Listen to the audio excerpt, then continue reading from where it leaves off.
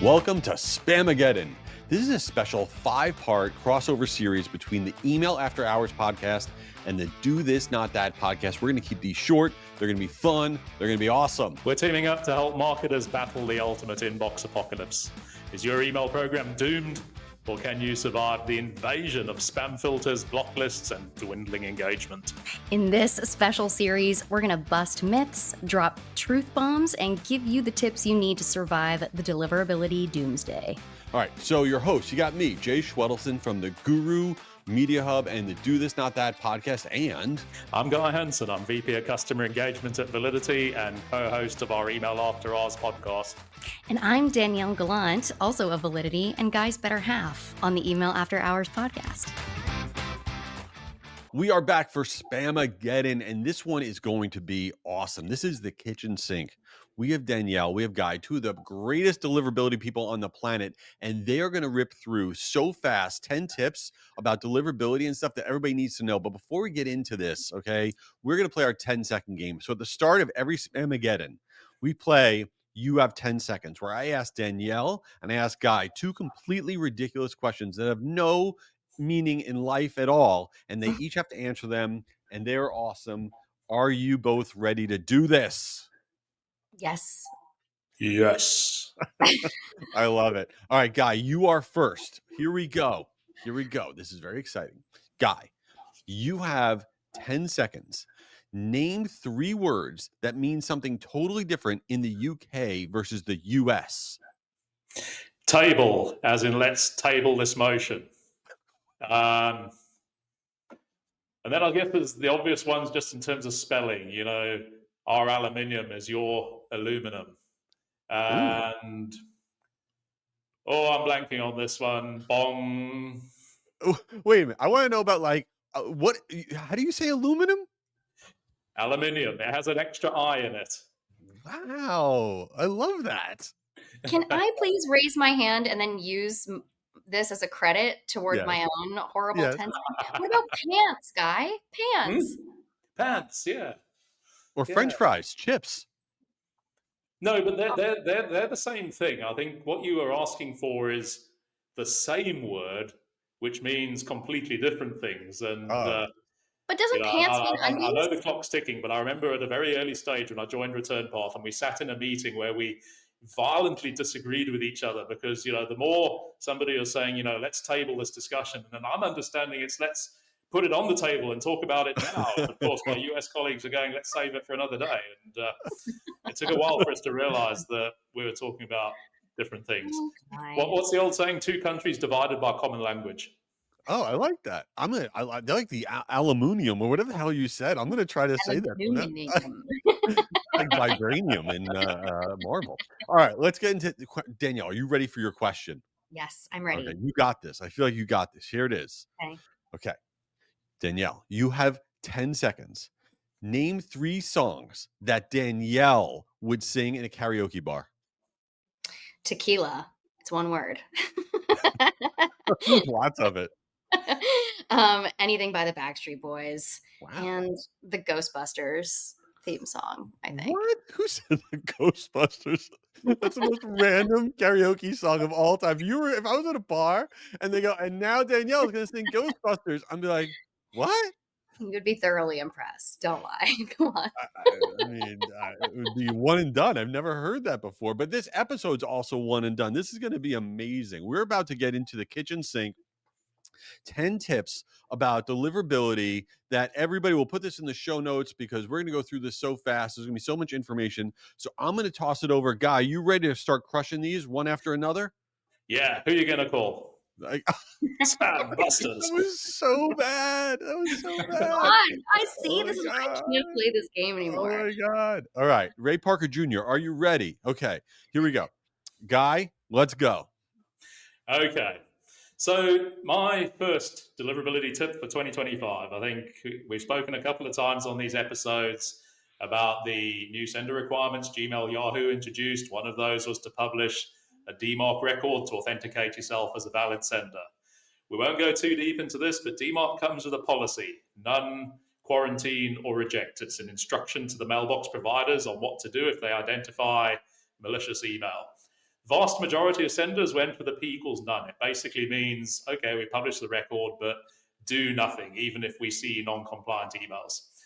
Fraudsters have already identified P equals none as a weakness, and they are attacking domains where P equals none has been published. In my mind, it's only a matter of time before Gmail and Yahoo, particularly, make it a mandatory requirement to beef up DMARC using a policy of quarantine or reject. Don't wait, and then it becomes a panic. Start putting some steps in place to make it happen now. I'm up next, and I'm going with another item related to those sender requirements from Gmail and Yahoo.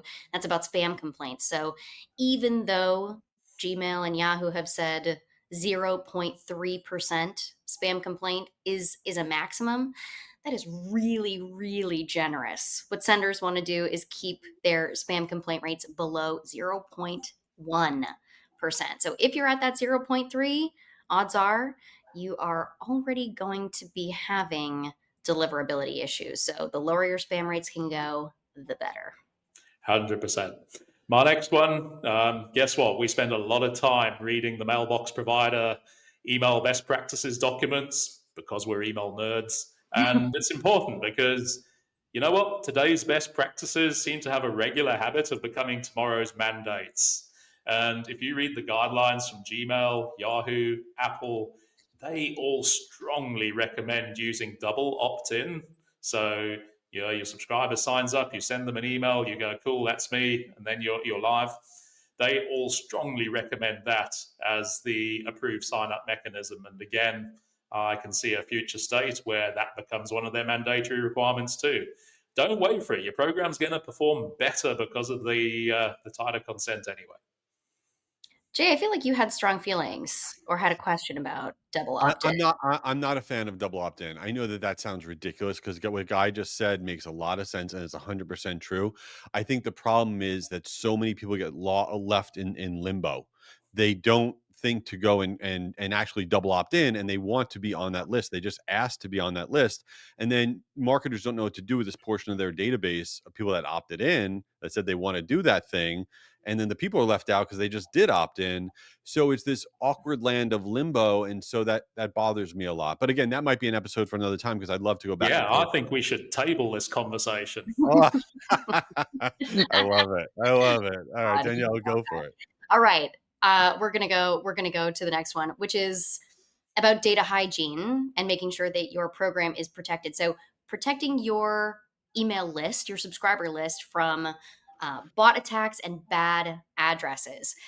A good relationship and good deliverability starts right at the point of acquisition, how you're getting those subscribers, who's allowed to come in. So implement a multi-part strategy for your acquisition that includes, sorry, Jay, double opt-in maybe, address validation. So you are ruling out typos or anything like, a role address if you don't want that. CAPTCHA is cheap or free sometimes, and it's an easy way to get rid of bad addresses. And there are lots of additional security requirements. So definitely protect your sign-up form.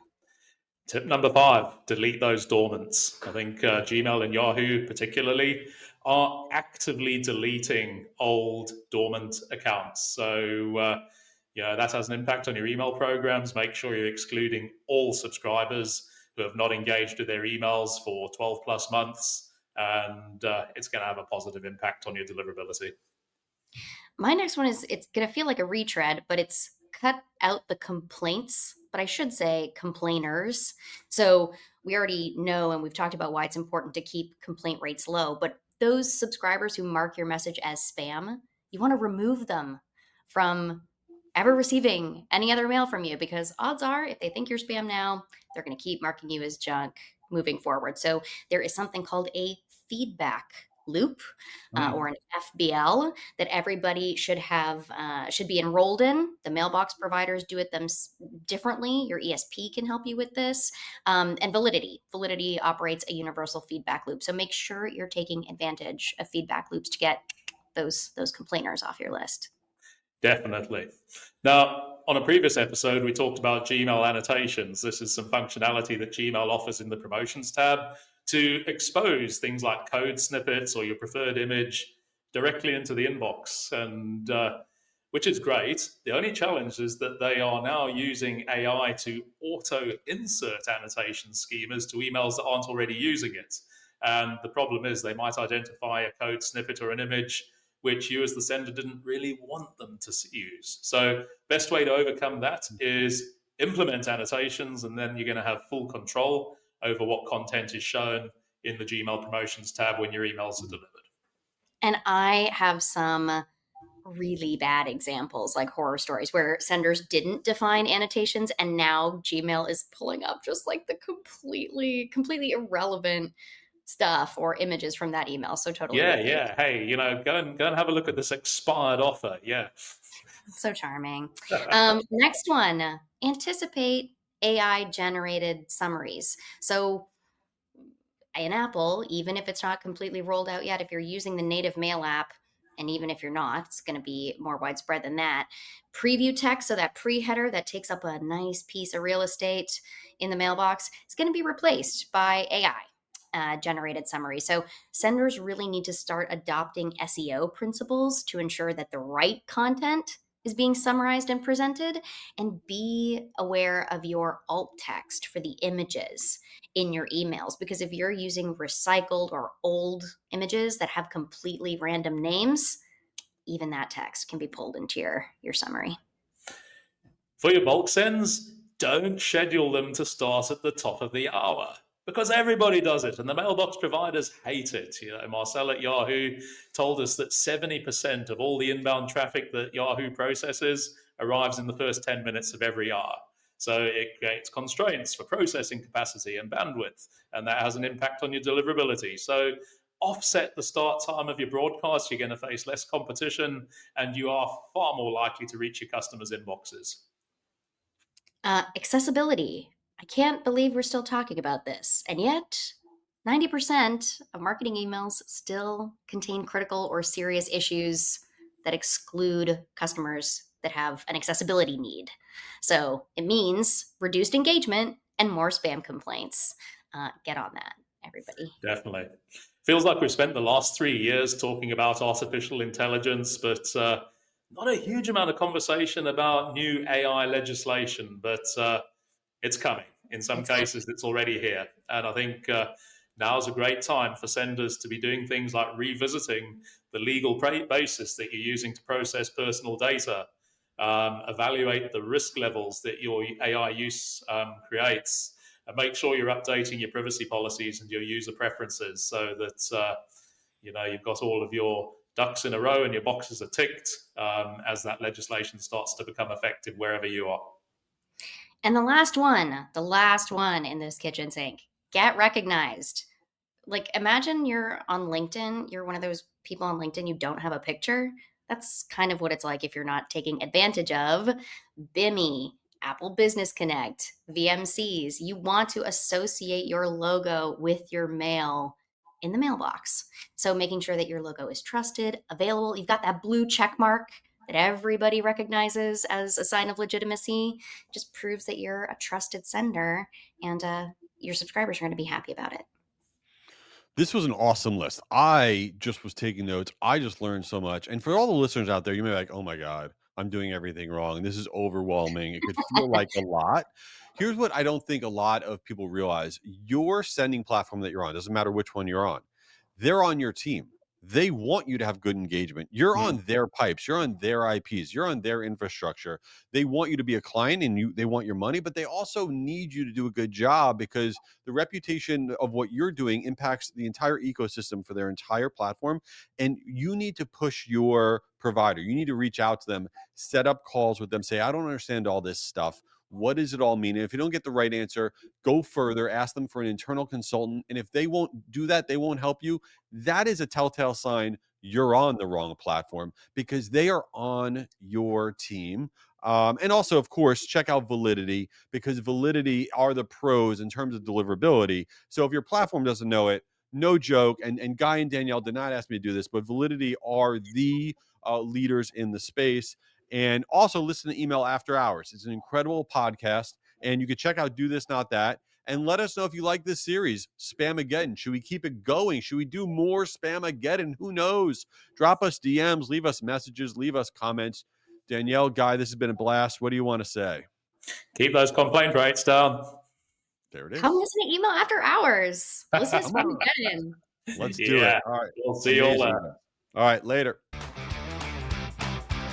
That's a wrap on this episode of Spamageddon, but the battle for the inbox never ends. If you love this crossover chaos, you got to tune in the next time and make sure to subscribe to Email After Hours podcast. It is one of my favorites. And also check out Do This, Not That podcast for marketers. It is a blast. We'll see you at the next episode.